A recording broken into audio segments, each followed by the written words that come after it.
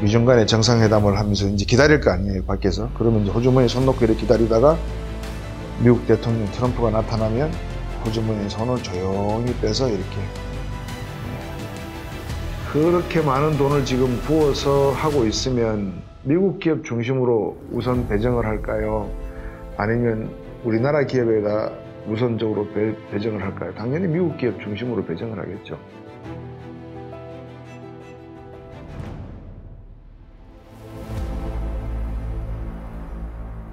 네, 안녕하십니까. 어스 얼라이언스와 함께하는 경제마스터 곽수종입니다. 요즘 경기가 상당히 어렵습니다. 그죠? 저도 요즘 뭐 지방이나 수도권 근처에 강의를 하러 다니면 상공인들과 자영업자분들 많이 만나 뵙는데 실제로 체감 경기는 매우 어렵습니다. 저번에도 한번 말씀을 드렸습니다만 2022년 현재 1146만 건의 개인 사업 소득자 소득 신고건 중에서 월 100만 원 이하의 소득을 번다는 분들의 신고 건수가 75%라고 제가 말씀을 드렸지 않습니까? 이게 지금 얼마나 심각한 것인지, 이 정책을 하는 분들은 마찬가지고, 지금 또 트럼프의 당선 이후에 세계 무역 질서의 변화, 지금 변화하는 게 한두 가지가 아니죠. 정부에서 양극화 문제를 해결하겠다라고 이야기를 했는데 저도 깜짝 놀랐어요. 이분들이 양극화 문제를 신경을 쓰기는 쓰는구나. 근데 늦었습니다. 이런 문제는 정권 초기에 해야 되는 문제이지 이미 임기 중반을 넘어서는 시점에 양극화 문제를 해결하겠다고 나서는 것은 시기상으로 늦었다. 그렇다고 뭐 안 할 수는 없는 노릇이죠. 그 양극화가 어디서부터 비롯되는지를 먼저 이해를 하셔야 될 것 같아요. 양극화 문제가 지금 뭐 요즘 세대의 변화라고 하는 건 상당히 빠르지 않습니까? 예를 들면 한 유명 배우가 결혼하지 않은 상태에서 아이를 출산을 했다. 그럼 이게 저출산 문제 해결책이 되는가? 뭐 이런 이슈들이 이제 막 쏟아져 나오기 시작을 합니다. 다시 말씀드리면 그거를 이슈 삼는 게 아니고 세대 간에 생각하는 의식의 수준의 차이가 많이 난다 이 말입니다. 그거를 다 어떻게 한 팥에다가 담아가지고 맛있는 수프를 끓여낼 것인가는 정책을 하고 정치를 하고 입법을 하는 분들이 담당해야 될 건들인데 이 부분에 있어서 조금 오밀조밀한 맛이 나지 않는 것 같아요. 그게 걱정하는 한 단면입니다. 그 와중에 이제 미국 FOMC에서 의사록을 갖다가 내놨는데 저희들이 대충 예상할 수 있는 내용들이 몇 가지 포함이 되어 있습니다. 예를 들면 12월 달에 금리 인하를 할 것인가 아니면 좀 더 지켜봐야 될 것인가, 트럼프의 새로운 경제 정책들이 물가를 끌어올리는데 영향을 주지 않을까? 그러면 다시 인플레이션으로 들어오게 되는데, 그러면 소위 쌍인플레이션이라고 부르거든요. 쌍이라고 하는 게 더블 아니면 뭐 트윈 이런 뜻인데, 공급 측면에서의 물가 인상 또 수요 측면에서의 물가 인상, 이 두 개가 동시에 들이닥치게 되면 결국은 미국도 금리를 내리는데 녹록지 않을 가능성이 있다. 뭐 이런 내용들인 것 같습니다. 강달러를 지향한다라고 하는 내용은 이미 여러분들이 뭐 미국의 정책 기조라는 건 다 알고 계실 거고, 이번에 새롭게 임명된 스카이그룹인가요? 창시자죠. 그러면서 동성애자인 벤센트 재무장관, 지금 강력한 무역 정책을 쓰면서 벌써 뭐 인수위 들어가기 전에 중국에다가는 추가적으로 10% 더 관세를 부과할 것이고, 나프타를 체결하고 있는 캐나다, 멕시코 같은 곳에는 25% 관세를 부과하겠다. 그러니까 거의 뭐 나프타를 무용지물화하는 그런 정책을 쓰겠다는 거죠. 이제 그렇게 되면 관세를 부과하게 되면 수입 상품 가격이 올라가니까 공급 측면에서 인플레이션이 발생한다는 거고, 뭐 잘 아시지만 지금 미국의 실업률 수준이라고 그래봐야 완전 고용에 가까운 실업률 수준이기 때문에 가계부채 문제가 만만치는 않습니다. 지금 뭐 미국의 가계부채도 상당히 높은 수준인데 이 수준에서 실업률이 4%대 초반 또는 3%대 중후반을 유지한다. 그만큼 수요 여력이 남아있다는 의미를 나타내거든요. 이제 그런 의미에서 또 수요가 쉽게 가라앉지 않을 경우에 나타날 수 있는 인플레이션, 물가 상승. 뭐 그런 두 가지 요인들이 지금 존재하고 있다. 그래서 많은 연준 총재들이 생각하는 것은, 고민하는 것은 물가를 인플레이션이 발생할 가능성이 있는 상태에서, 그리고 트럼프의 연준에 대한 생각이 정확하게 어떤 건지를 아직 확인하지 못한 상태에서 금리를 인하한다고 하는 것이 조금 부담이 될 것 같다라는 생각이 드네요. 뭐 이런 이야기는 소위 말해서 언론에 뿌려지는 이야기들이고, 우리가 한번 트럼프의 일기에 비추어서 2기 정부의 구성을 이렇게 한번 놓고 봤을 때 과연 어떤 상황인가를 보면 거시경제 전반의 글로벌 질서의 변화라고 하는 것이 어떤 방향으로 갈 것인지를 짐작할 수 있지 않겠나 싶어요. 그러니까 여러 가지 시나리오를 만들어야 되겠죠. 그 중에서 오늘 제가 몇 가지를 한번 말씀드려 볼까 싶어요. 회의록 보고서에서 나왔지만 금리를 쉽게 인하하지 못한다는 것은 물가 상승의 압력이 있다라는 것이고, 그러니까 물가 상승의 압력이 있다라고 하는 것은 금, 은, 구리 가격이 지금 조금씩 떨어지고 있는 것은 앞으로 물가가 급격히 올라갈 경우를 대비해서 조금 이렇게 깨구리가 점프하기 전에 응축하고 있는 그런 느낌도 들거든요. 그 다음에 금리를 인하를 지금 뭐 한 3%대 초반에서 밴드로 움직이니까요. 더 인하를 할 경우에 발생할 수 있는 수요에 대한 잘못된 신호, 또 우려를 하지 않을 수가 없는 거죠. 근데 트럼프 입장에서는 대통령이 취임하고 주식시장이 뛰어야 되잖아요. 그리고 자기의 어떤 정책적인 지지도가 결국 경제 프레임으로 만들어지는 거 아니겠습니까? 그럼 한번 생각해 보시자고요. 첫 번째, 러시아 우크라이나 전쟁 장담했거든요. 하루 만에 끝낼 수 있다. 자기가 취임을 하면. 그럼 이제 하루 만에 끝내려 그러면 지금 사전 정지 작업을 들어가야 되잖아요. 그러면 양쪽에서, 러시아 쪽에서나 우크라이나 쪽에서 메시지가 나오기 시작을 해야 돼요. 예를 들어서 이렇게 하면 뭐 우리는 좀 뭐 고려해 줄 수 있다, 양보할 수 있다. 또 나토 회원국들에서 우리가 젤렌스키를 지원하는데 이 정도는 앞으로 계속 지원하기는 힘들 것 같다. 재정적인 지원이 지금 뭐 수십억 달러에서 수백억 달러까지 각 부담이 되고 있는데 미국이 계속 거기에다가 돈을 넣는다는 것은 트럼프 시절에는 생각하기도 힘든 거니까. 그러면 우크라이나와 러시아가 어떻게 중재되고 합의될 수 있는 휴전안이 나와야 되는데, 이제 여러 가지 그런 시나리오들, 뭐 이란, 이안, 사만, 사안, 뭐 빼앗은 영토의 10개 중에서 5개를 반납을 해주고 다시는 뭐 러우 전쟁이 일어나지 않는다 하고 뭐 여러 가지 뭐 조건들이 있지 않겠어요. 그런 것들이 나와야 되는데 아직 안 나오고 있죠, 그죠? 그래서 저는 약간 좀 의심스럽기는 해요. 과연 트럼프가 이 푸틴의 짜르에 대한 야욕을 능가할 수 있을까? 그러니까 넘어서서 합의를 끌어낼 수 있을까라는 생각이 저는 들거든요. 그래서 오히려 트럼프의 장담, 큰 소리 치는 게 쉽지도 않을 것 같다는 생각이 좀 들기는 합니다. 사실은. 지금 뭐 우크라이나 지역에 우리 중소기업들과 기업들이 많이 진출하려고 하고 있는 것도 제가 알고 있습니다. 그렇지만 이제 결국은 기업들이 무엇을 투자하고 투자하지 않고를 결정하는 것은 이윤이 남느냐 안 남느냐의 문제죠. 그러니까 이윤이 남느냐 안 남느냐의 문제는 다른 말로 하면 계약금이라든지 중도금 같은 것이 제대로 결제가 될 것이냐의 문제가 아니겠어요, 그죠?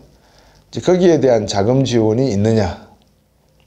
세계은행 미국 중심이죠. 세계은행은 미국 중심이고 IMF는 유럽, 주로 이제 총재들이 유럽 쪽에서 맡고 있으니까 유럽이 중심이다 생각하시면 되는데, 세계은행에서 10년간에 480억 달러 정도를 우크라이나 전비 복원 사업에 쓰겠다라고 발표를 해서 매년 지금 48억 달러 정도 이렇게 이제 지원을 하고 있는 걸로 알고 있는데 그렇게 많은 돈을 지금 부어서 하고 있으면 미국 기업 중심으로 우선 배정을 할까요? 아니면 우리나라 기업에다 우선적으로 배정을 할까요? 당연히 미국 기업 중심으로 배정을 하겠죠. 그러니까 이제 우리 기업들은 러시아 우크라이나 전쟁, 특히 우크라이나 복구 사업에서 에너지, 주택, 도로, 건설, 학교 뭐 이런 거를 재건하는데 참여할 수 있는 비중이 글쎄요 한 10% 정도 된다라고 볼까요? 다시 말하면 전체가 뭐 480억 달러 10년 안에 아니면 4,800억 달러다 이러면 우리 기업이 할 수 있는 거는 그것이 한 10% 정도를 놓고 일본 기업들 아니면 나머지 경쟁 기업들하고 다퉈야 되는 수준인 것 같아요. 그러니까 뭐 우크라이나 특수 뭐 특황 옛날에 중동 건설 붐처럼 그런 거를 기대하기는 좀 어렵다는 생각이 들어요. 그래서 일단은 우크라이나는 우리에게 큰 도움이 안 될 수도 있다. 잊어버리는 게 좋다. 저는 뭐 그렇게 생각을 하고 지금까지 덕분에 폴란드라든지 주변국들에게 판매한 우리나라의 방산 사업들에 대한 효과 이 부분이 어느 정도 긍정적인 결과로 해석이 될 수 있다는 점에서 트럼프 정부가 향후에 러우 전쟁을 쉽게 끝난다 하더라도 우리 경제에 미칠 긍정적인 파급 효과는 그다지 크지 않을 수가 있다라는 게 이제 제가 만든 첫 번째 시나리오입니다. 이제 두 번째 시나리오가 중국과의 이제 무역 전쟁이겠죠.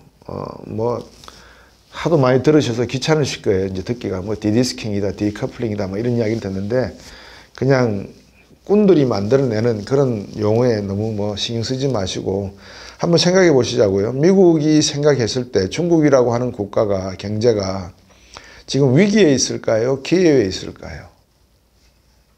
그러면 만약에 위기에 있다 그러면 미국 입장에서 중국을 더 밟아버리려고 할까요? 아니면 이 정도면 밟았으면 됐으니까 이제 숨 좀 쉬게 해주자라고 생각을 할까요? 기회라고 생각한다면 미국이 적극적으로 뛰어들까요? 아니면은 우리 넘어서면 안 되는데 라고 브레이크를 걸까요? 그러니까 이런 여러 가지 시나리오를 생각하다 보면 가장 현실적인 시나리오 또는 우리가 뭐 언론을 통해서 접할 수 있는 시나리오는 미국은 중국을 밟으려고 하는구나. 밟으려고 할 때 제대로 밟아야지 뭐 어정쩡하게 밟았다가는 나중에 되치기 당할 수 있으니까 세게 밟으려고 하구나. 그럼 왜 그러지? 중국 경제 상황을 들여다보았을 거란 말입니다. 제가 누차히 말씀을 드리는데 2020년 이전에 그러니까 코로나 사태 이전에 제 기억으로는 2016년과 2018년 사이에 미국 CNN 기자들이 중국 각지로 흩어집니다. 흩어져서 중국의 제철 생산량 그러니까 철을 만들어내는 생산량을 전부 카메라에 담아요. 일단은 이제 명분은 취재지만 미국이 알고자 했던 것은 모든 산업의 근간이라고 할 수 있는 제철 분야에서의 중국의 역량 지금 어느 정도 와 있고 어느 정도 생산할 수 있겠느냐를 이제 계산해 내는 거죠, 일종의. 이제 그런 작업을 했던 철두철미하게 작업을 했던 미국이 중국이 지금 앓고 있는 문제 중에서 가장 심각한 문제가 부동산 개발업자들에 의해서 만들어진 중국형 서프라임 사태거든요. 제가 11조 달러에 이른다고 했잖아요. 그죠? 그리고 중국은 시진핑 주석의 경제 하에서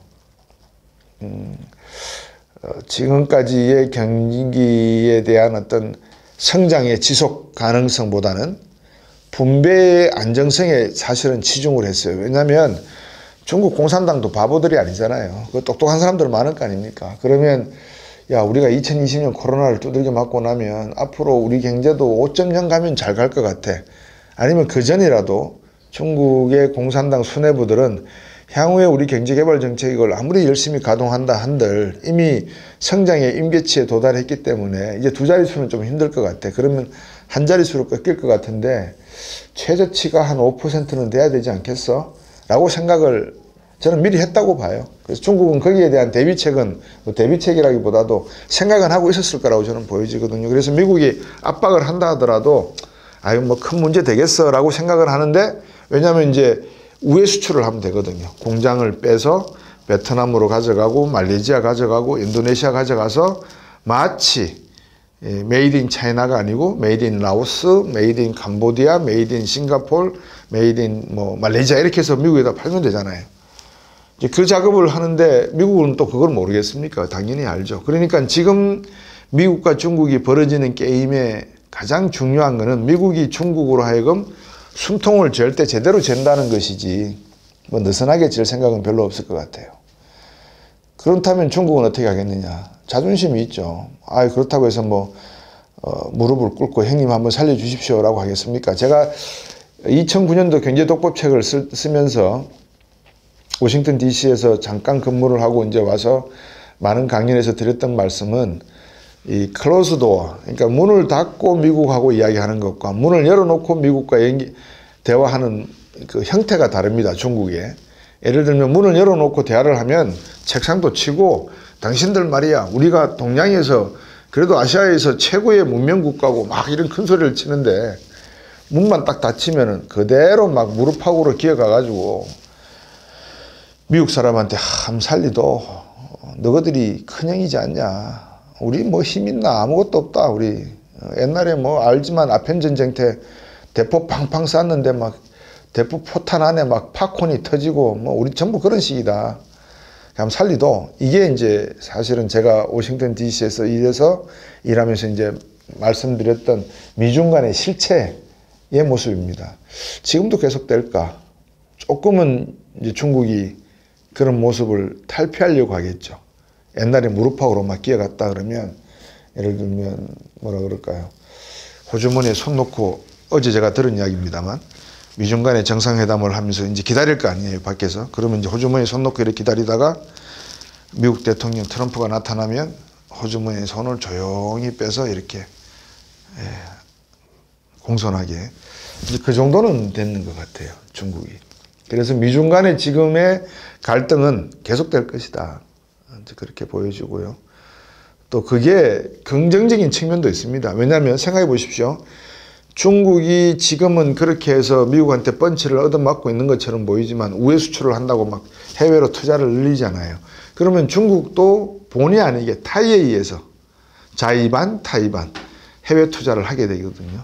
자본이 따라가게 되고 노동력이 따라가게 되고, 주로 화상들이 많이 퍼져 있는 동남아 시장에서 새로운 이 중국의 상권을 형성할 수 있다는 측면에서는 중국에게는 긍정적인 측면이 있습니다. 그래서 모든 일에는 밝은 면과 어두운 면이 동시에 존재한다. 우리가 너무 어두운 면만 보고 강조할 필요도 없고, 또 너무 밝은 면만 보고 강조할 필요도 없다. 그래서 어느 것이 중요한, 우리가 해봤을 때 합리적인 것인가라는 기대치만 가져가면 될 것 같거든요. 그래서 이제 그 기대치를 한번 여러분들께서도 생각해 보십시오. 중국은 제가 볼 때는 미국한테 계속 얻어맞을 것 같아요. 그러면 이제 우리 경제는 어떻게 될 것인가? 중국이 두들겨 맞으면 우리도 같이, 그죠? 왜 그런 말 있잖아요, 우리나라에. 종로에서 빰 맞고 한강에서 침 뱉는단 말 있잖아요. 그럼 미국한테 두들겨 맞고 누구한테 화풀이 할 것 같아요? 일본 애들은 얍삭 빠르게 빠져나갈 것 같은데요, 제가 볼 때는. 그러면 이제 우리 같은 한국과 같이 이렇게 아주 점잖은 나라에 대놓고 이상한 소리 할 수도 있을 것 같습니다. 지금 뭐 무비자를 갖다가 갑작스럽게 발표를 했는데, 저 중국의 유명한 중국통 변호사분에게 제가 들은 이야기는, 원래 발표할 때 외무부 그 발표 보고서에 한국이 있었답니다. 근데 발표를 안 하고 그냥 이름을 안 불렀대요. 근데 끝나고 난 다음에 발표를 하면서, 백브리핑 때 발표를 하면서 이름이 있었는데 내가 안 불렀었다, 뭐 그런 식으로 무마하고 넘어갔답니다. 이제 그런 측면이 있고, 그러면 이제 우리가 중국에 대한 대안은, 지금까지는 뭐 미국이 중국에 대한, 또 중국이 미국에 대한 이야기인데, 우리가 중국에 대한 어떤 포지셔닝은 어떤가? 그러니까 정말 대한민국이라고 하는 경제가 중국 경제에 대해서 얼마나 중요성을 인지를 하고 있는가? 또 이 친구들이 갖고 있는 시장에 대해서 우리가 얼마나 탐욕을 가지고 있는가? 우리도 욕심을 내야 되잖아요. 그거를 이제 봐야 되지 않겠어요? 그럼 보면 전 제일 먼저 보는 게, 우리나라 기업들이 중국에 투자하는 것도 보지만 우리나라 정부, 특히 대사관에서 어떤 역할을 하고 있는지를 저는 관심을 갖고 이렇게 보거든요. 왜냐하면 대사관의 엠버시라고 하는 그 의미와 엠버서더라고 하는 의미는 영업사원입니다. 소위 말하면 영업부장입니다. 지역 경제를 이렇게 활성화시키기 위한 지역 전문가. 그런데 만약에 주중 대사를 중국말 하나도 못하는 사람을 갖다 임명을 했다. 어떤 느낌이 드세요? 그러니까 외교적인 딜이라고 하는 건 그런 거거든요. 여기에 중국 사람이 앉아있고 제가 여기에 앉아있습니다. 저 중국말 할 줄 압니다. 근데 중국 사람은 제가 할 줄 아는지 모르는지 모릅니다. 자기들끼리 이야기를 회의를 계속하죠. 저는 통역사를 통해서 이제 이야기를 듣는 척을 합니다. 그렇지만 회의를 하다 보면 이런 이야기도 나오거든요. 아, 참 맑게 더럽게 못 알아듣네. 답답해 미치겠네. 이런 이야기도 하고 모르니까 또 어떨 때는 야, 그 실수를 할 때도 있어요. 기속말로 야, 2% 내린다 그럴까? 5%는 내려줘야 저 합의를 하겠지. 이런 이야기도 하거든요. 그러니까 못 알아듣는 척하고 있다가 저는 다 알아들으면 사실은 협상력에서 우위를 점하는 경우가 많이 있습니다. 이제 그런 측면에서도 놓고 봤을 때 중국 대사관에서 근무하고 있는 주재원들, 우리 대사관 직원들, 상해 대령과 같은 곳에, 북경 같은 곳에 있는 우리 총영사 직원들의 역할이 얼마나 우리가 중국 경제에 대해서 중요성을 인지하고 있는지를 보려고 그러면 그 사람들이 얼마나 열심히 발품을 팔면서 국가를 위해서 일하고 있는지를 봐야 된다는 측면이 하나 있거든요. 이제 그런 게 저는 더 중요하다. 왜? 기업은요, 놔둬도 알아서 살아갑니다. 자기들이 도망가야 되면 더 알아서 도망가고요. 왜?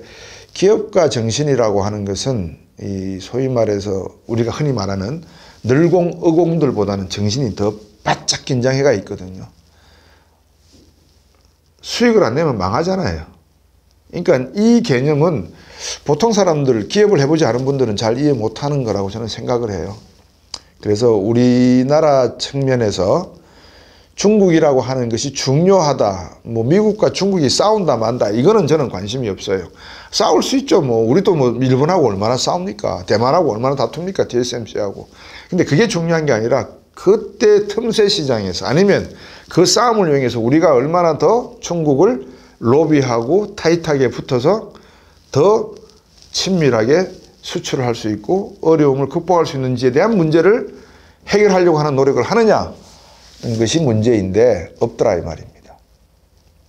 예, 그래서 도대체 중국 대사를 임명하는 데 있어서 격을 높인다는 것과 중국어를 할 줄 안다 모른다는 것의 차이가 무엇인지를 잘 이해를 못 하시는 것 같아서 제가 한 말씀을 드리는 겁니다.